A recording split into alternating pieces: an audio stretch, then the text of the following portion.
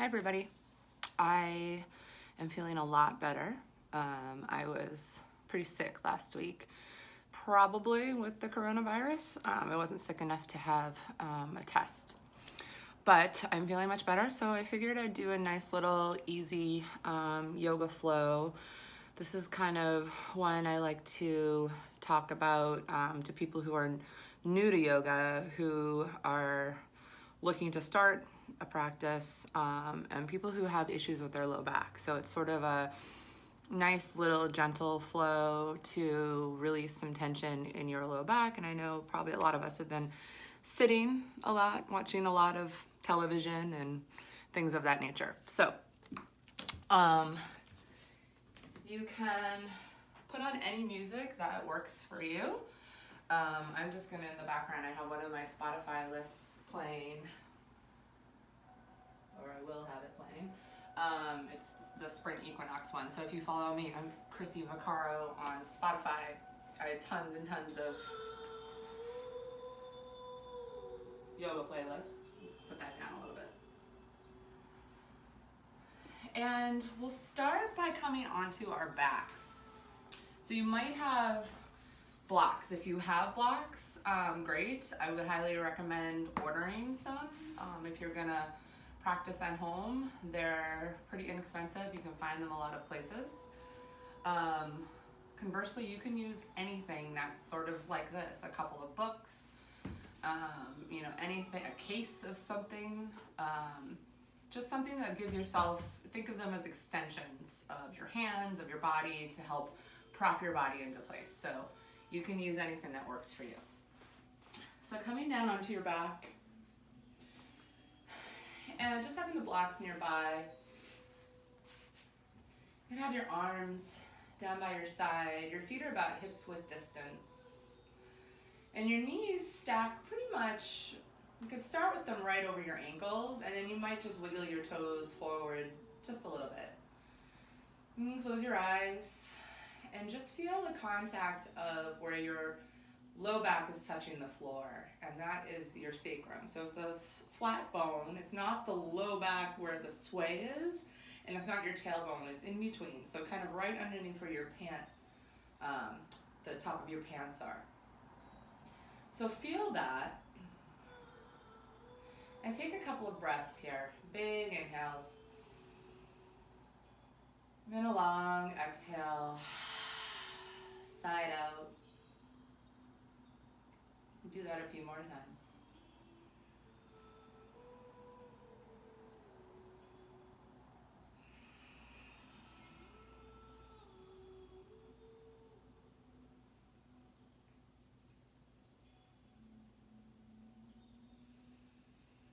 While you're laying here, see if you can really relax your shoulder blades into the floor, get a little bit heavier. And then with your feet in the mat, just wiggle your toes and take notice of them down there. And see if you can press all four corners of your feet into the mat equally. From there, bring your attention to your belly button and imagine as if you're pulling your belly button really deeply into your spine, and it's like you're suctioning the belly button into the spinal column. So you're engaging through your core, which is very important in pretty much all human physiology and all of our movements, and that's what we tend to lack, is awareness of that. So pull the belly button in, feet into the floor. Now, as the feet are pressing down, think of your outer heels energetically just pressing out just a little bit. So you don't want to push them out to the side, but just feel that energetic press, and you'll feel your legs start to turn on. You'll feel the outer glutes. From here, hands can be palm up or palm down, and then just begin to press your feet into the floor and lift your hips up off the mat. Now, we're not going to go too high yet, but think about your knees going toward the front of your mat. I know I'm not on a mat. I practice on this rug at my house.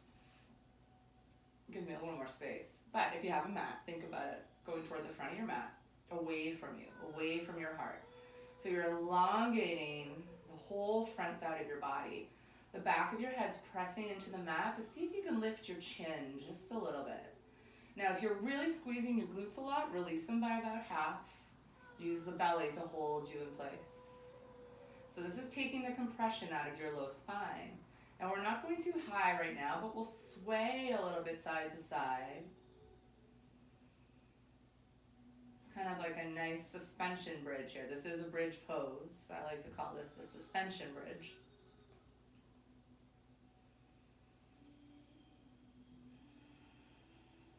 Continue to breathe deeply. And then begin to come down one vertebrae at a time, all the way down until your low back is on the floor again.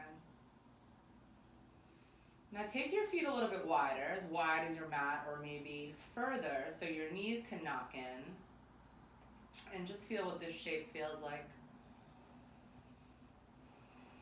It feels pretty supportive. Relax your shoulder blades into the floor. And now very gently and very slowly begin to let the knees go to one side. And as your knees go to one side, this way I have my right knee going over. Oh, here comes Lucy. She's coming to assist. Hello. Hi, Lucy.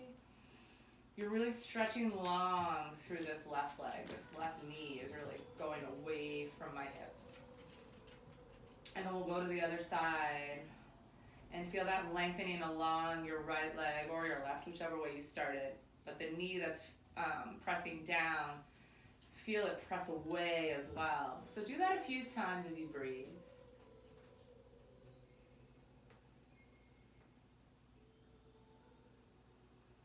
And there's really no hurry, so just take your time.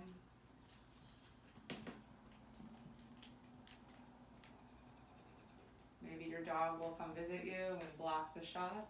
Lucy, over here, come on. She likes to come in here and meditate.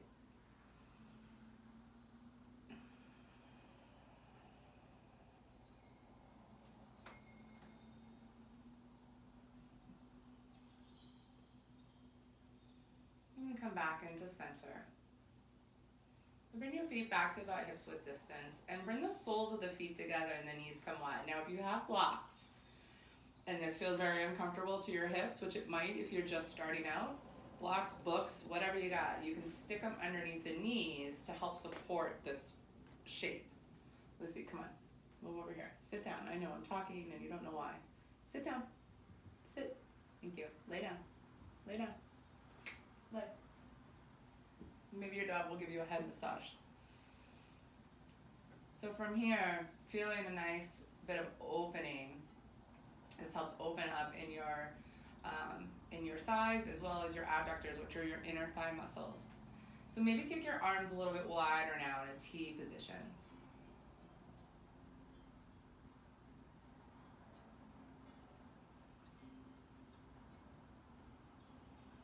Take a couple of breaths.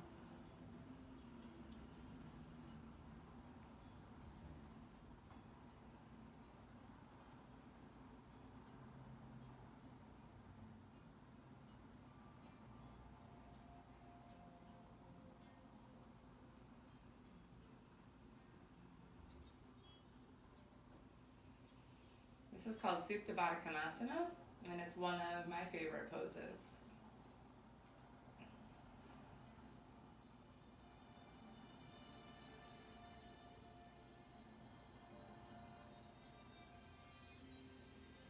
From here, let's bring the knees back together, or rather bring the feet into the mat.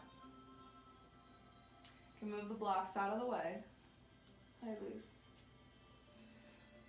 Oh, thank you. From here, pull your right knee in towards your chest. Give it a squeeze. And take your hands, interlace them sort of around your shin if that works, or your knee if that's better. And then just start to make some circles so you feel the hip joint loosen up a little bit. So your hips, your low back, your belly, your legs, everything's interconnected and everything works together. So if you're having low back issues, it could be that you have overstretching or overstrengthening of another set of muscles in that region. So coming in And then give it a squeeze and extend your leg toward the sky now. So we'll interlace behind the back of the right leg. And as you're holding here, you're pulling your hands towards your thigh and you're pressing your thigh into your hand. So it's pretty strong. If you can't bend your leg, straighten your leg all the way, that's okay. You can always have a softness to it. You can keep this left leg bent or you can straighten it out. Hope you can still see the bottom of my foot. I might shift up a little bit here. Oh, Lucy, lay down. It's okay. Yeah. Lay down, over here. Home yoga practice. Children, dogs, cats, they all get in the way. So from here, we'll rebend into the left leg, foot into the mat, and start to bend into the right knee, and bend that right knee out toward your right shoulder. So you might grab behind the back of your thigh, or you might grab for your foot if that's accessible.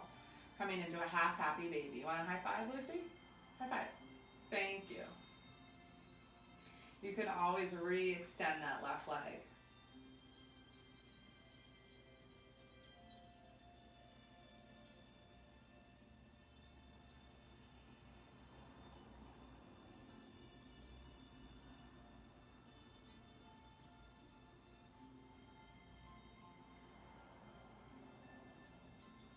We'll rebend into the left leg now, foot into the mat.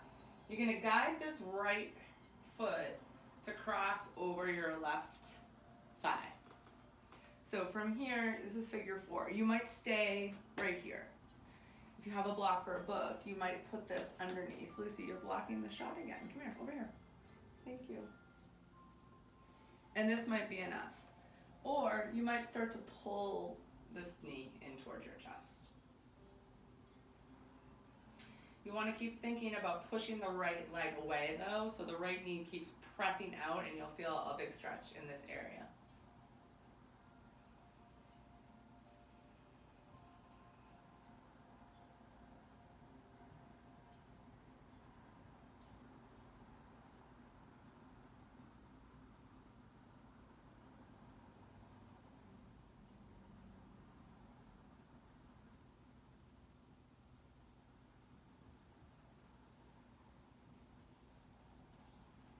Bring the left foot back down. Good girl. And bring the right foot in. And I like to take my feet a little bit wide again and then just really gentle side to side. This is a really easy and very gentle sequence of poses that can really make you feel a little bit better. So coming back into center, we'll pull the left knee into the chest now. And then just give it a little bit of a circle, the left knee in one direction and then the other. Lucy likes this song.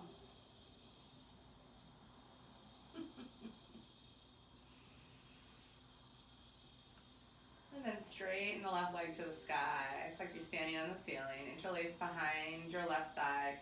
Thigh into hands, hands into thigh. You might straighten the right leg, you might not.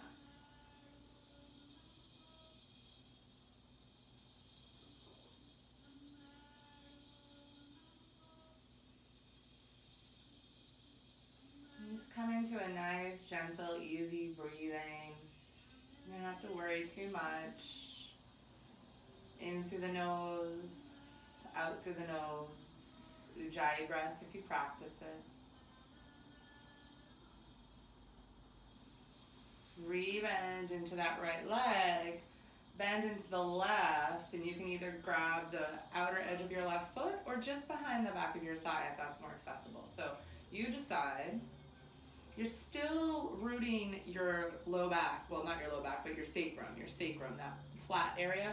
You're still rooting that into the floor, and the belly button is still pulling in towards your spine. So you never lose that connection here, even when we're moving through these poses. You still have that connection, and the more you just practice that connection, the more you will build those muscles and build that practice of always having that engagement, which is what we forget to do a lot of the times. And that can help, that can cause us to pull our backs out.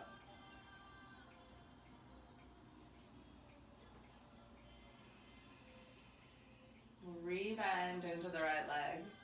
Guide that left ankle over your right thigh. And really think about pressing that left leg away.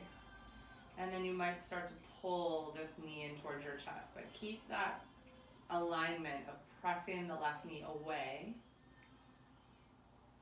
Keep both feet flexed, active.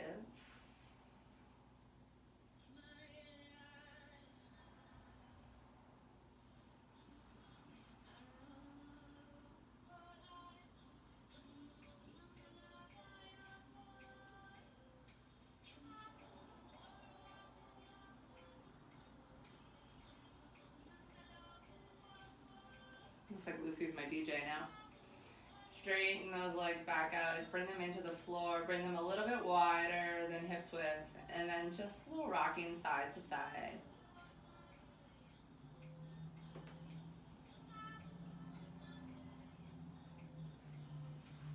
From here, just roll over to one side and make your way up to a seated position. Take a little sip. And we'll come over onto our hands and knees into a tabletop. So hopefully your hips feel a little bit looser now and pretty good. But in your tabletop, having your hands, your fingers spread wide, but your index fingers facing forward, your hips over your knees, your shoulders pretty much over your wrists, and the wrist creases facing forward. And from here, think about as if there were just a couple of like two doorknobs and you were turning them away from each other. So there's this energetic turning. So your hands don't move, they stay in one place, but you're turning so that the elbow creases come forward. So your biceps are rolling inward and forward, and that really gives you strength across the top of your body. So keeping that alignment, belly buttons to your spine again. Inhale, you can have your feet flat or tucked if that feels better, so whichever works for you. And start to find your inhale and exhale as you pull the belly button in. So inhale, drop the belly. Exhale, pull the belly button in. Moving a few times. So this really gets your full postural chain. So the whole spine.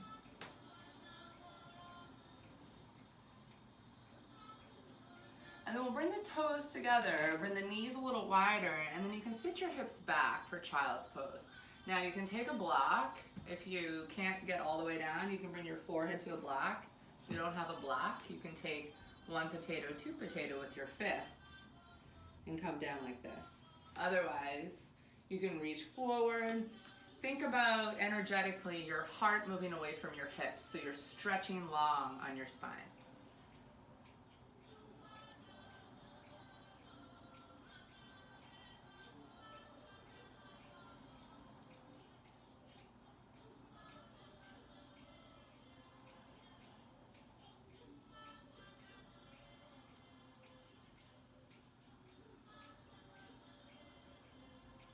So this is child's pose, and stay there for a few more breaths. I'll just keep talking.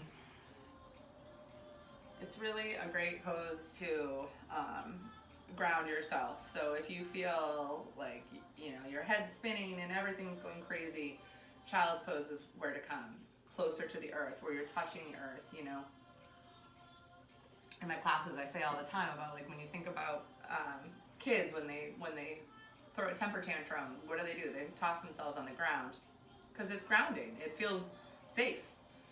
So coming into your child's pose whenever you need to feel safe. It also is a great stretch for your back. So check my time here. Sorry, Lucy, I took your screen away. We'll come back to that tabletop.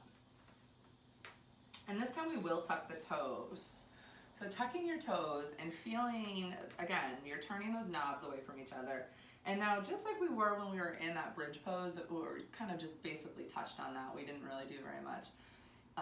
We'll go back to bridge pose a little bit later, but press the heels out a little bit so you feel these muscles, your outer glutes turn on.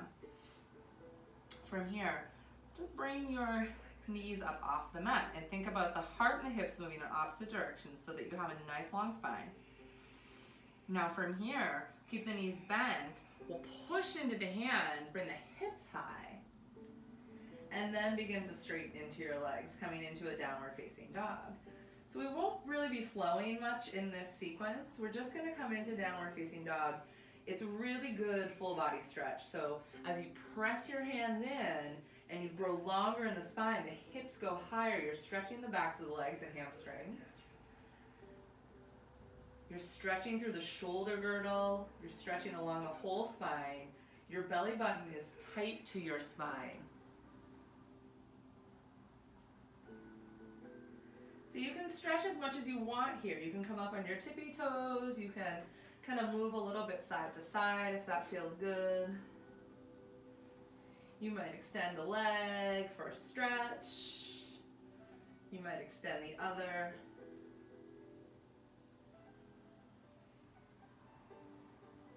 And then just come back down, nice and gentle, and come back into your into your child's pose. If I could let go of everything, or I could let go of right or wrong, it would get deeper and deeper. And again, as far as music, you can play whatever you want. Stay in your child's pose for a few more moments. Take a couple more deep breaths. I play in rock and roll bands, but I do like yoga music, so it's a nice flip side. You can't have just all of one thing all the time, you know? You gotta switch it up. So, come back into tabletop when you're ready. And, excuse me, we will stack the hips over the knees. I like to have my toes tucked for this. We're coming into puppy pose, so it's like a baby downward facing dog. It's also called Anahatasana. Anahata is your heart chakra. So think about that. You're melting your heart toward the floor. So you're gonna reach your fingers forward, and you don't wanna sink back too far here. You really wanna reach forward. So you can tense your fingers, forehead can come into the mat. If you need a block, you can bring a block there instead. So, big shoulder stretch. And again, you're elongating through your spine. Stay there for a few more breaths. As you elongate through the spine, you're helping stretch all the muscles around the low back. That's what we're really kind of targeting for this little sequence. All that time on the couch, watching all the Netflix shows, all that time in your chair if you're working from home. I'm doing both of those things. And when I was sick, I didn't do very much at all, so it was mostly laying around. So my low back was starting to hurt. So from here, in your puppy pose, we're just gonna slither forward onto our forearms and onto our bellies. So we'll come into Sphinx. So Sphinx pose, you see a lot of people kind of go like this, where their elbows are too far back. So see if you can press them forward. So really think about looking like the Sphinx in Egypt. So you're really pressing the hands down, you're pressing the elbows straight down, and everything's straight down, and then you're pulling energetically back so the heart goes forward. Belly button to your spine still. You'll feel some big stretching in the low back, in the upper back, in the chest. Legs are strong, so the tops of the feet are into the mat. Your legs are active. Keep pressing the heart forward. So this looks kind of like, oh, you're just laying there, but it's a pretty active pose.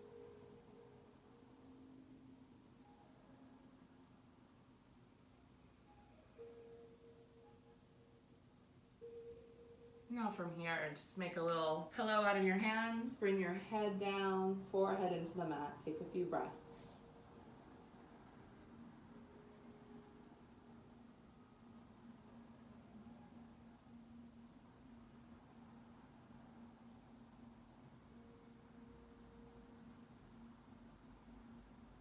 You can bend into your knees, bring them a little wider, and sway them side to side.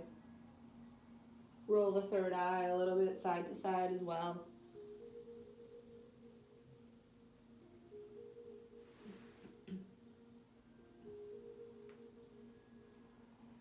From here, let's bring the arms behind us. Now, a couple of options. They can be palms down, palms up, or if you have it in your shoulders, you can take a clasp. That's more intense. So if you're, really, if your low back is bothering you and you're looking to strengthen and to stretch, because it's both. You don't want to just stretch and you don't want to just strengthen. You want to do both.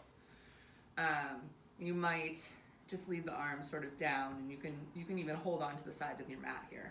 You can keep them on the floor if you want.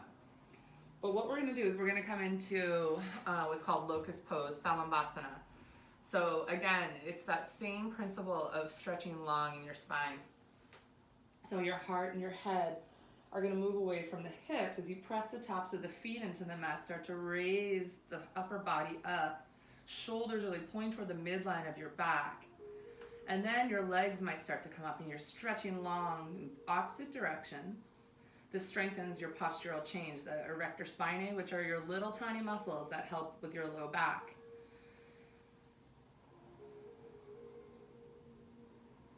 Keep breathing. And then come all the way down. Make that pillow again, rest your head. Stay here for a few more breaths, and I'll just talk a little bit more. The erector spinae muscles, those small low back muscles, they're little, so they help stabilize your spine, but they're not meant for lifting and doing heavy work. So that's why when people are like, oh, lift with your legs or lift with your glutes, that really is correct, because those are big muscles. They can do a lot more work. But we want to strengthen and stretch those little tiny ones so that they're toned and they can hold the spine in place. From here, come back up into tabletop, and then we'll just push our way back into child's pose again. So bringing the hips back, reaching the fingers forward.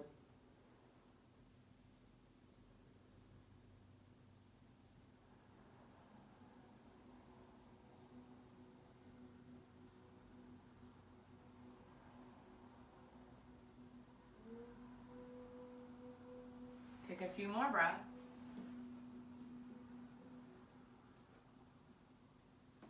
I think Lucy's looking at me like I'm crazy because I'm talking to myself, but I don't think that's very outside the norm. We have full-on conversations all the time, right, Luce? It's a good girl. So we'll come back over onto your backs and grab a block so that it's handy. And just come down again. We'll come back to our bridge. So we're going to do a little bit more of a full bridge this time, Setu Bandhasana. So feet into the mat, hips width distance. So your hips, your knees, and your ankles are all in one line. So the knees don't want to go out to the sides. Lucy, you gonna do bridge too?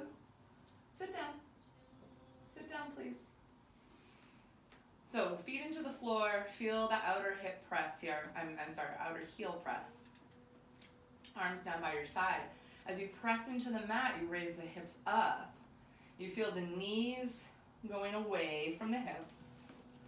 Raise up a little bit higher. Maybe you walk your shoulder blades underneath. Keep the chin away from the chest. Release your glutes by about half. The belly takes a lot of the burden. The low back is also strengthening here. So as the knees and the feet are pressing that way, feel the shins pull in a little bit. Lots of equal and opposite that hold you in place here.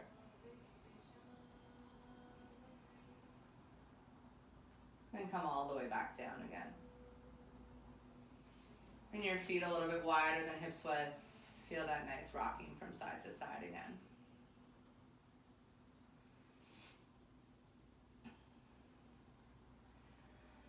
Now for this one, we'll do a restorative bridge. So you can take a block or a pillow or a book or anything, a case of some sort. Feet will be in the same positioning, and then you'll bring the block right to that sacrum, so right to that flat bone. So not under the tailbone, not under the low back so that you're causing strain. Right here where you feel supported. And maybe take your arms up over your head. And let's breathe here for about 6 breaths.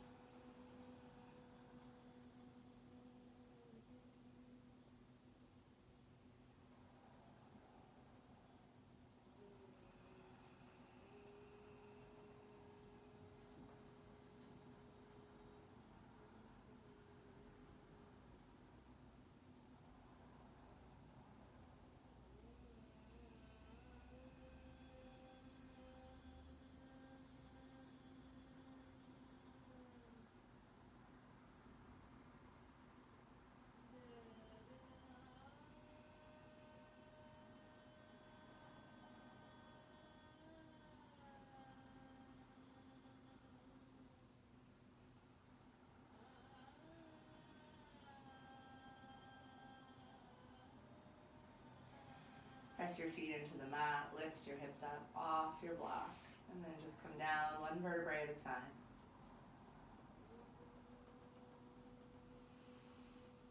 Keep your feet about a little wider than hips width, so maybe as wide as your mat. Lift your hips up and over to the left. And then from there, drop the knees over to the right. Now, you might take a block or a pillow between your knees if you want to stack them. We'll come into a spinal twist. You can also leave your legs staggered. Arms come wide in a T. You might peek over the opposite direction of which way your knees are going.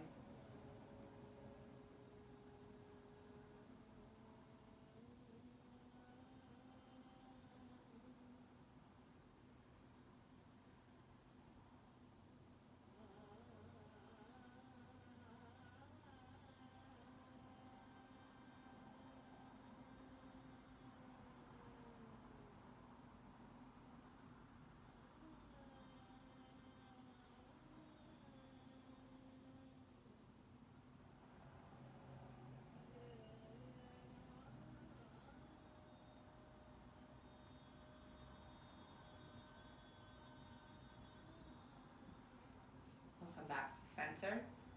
Just get yourself back into a neutral place. Shift your hips over again. Feet into the floor. Lift the hips up and over to the right. Drop the knees to the left. You might, again, stack with a block or a pillow. You can also stack, if your knees don't come down all the way, you can stack like this.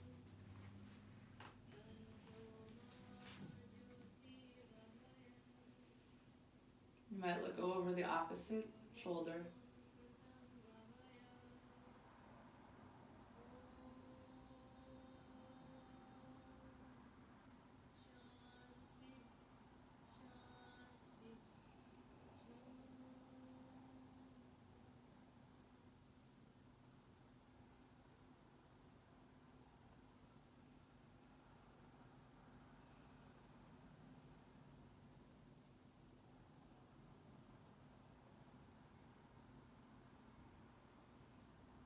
Back into center.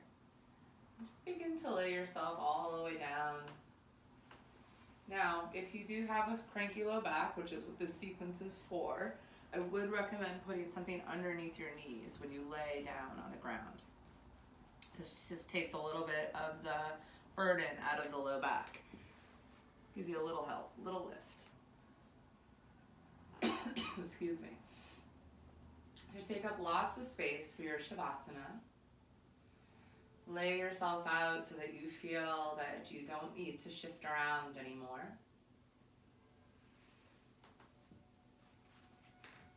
So get yourself nice and comfortable.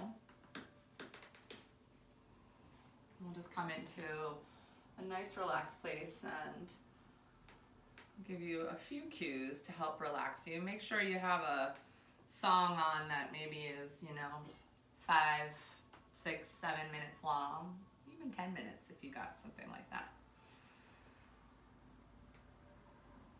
And closing your eyes, take a scan of your body from the top of your head, your crown chakra, all the way down to the tips of your toes. Just scan and see if there's anything there that can be released. If you're holding tension, see if you can just send a little message to your body to let go.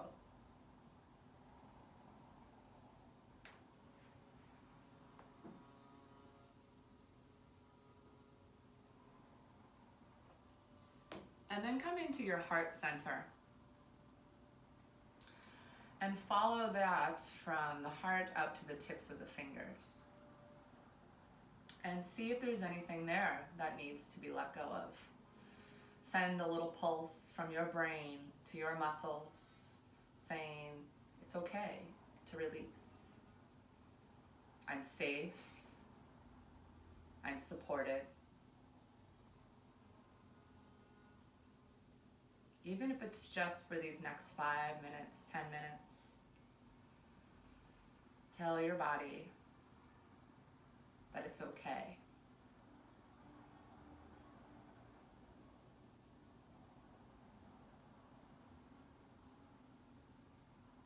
And now start to imagine that the backside of your body is becoming heavier, more rooted, more supported, as all those muscles begin to release and relax. Visualize as if there's roots growing down into the earth deep beneath you, holding you in place, making you feel secure and safe.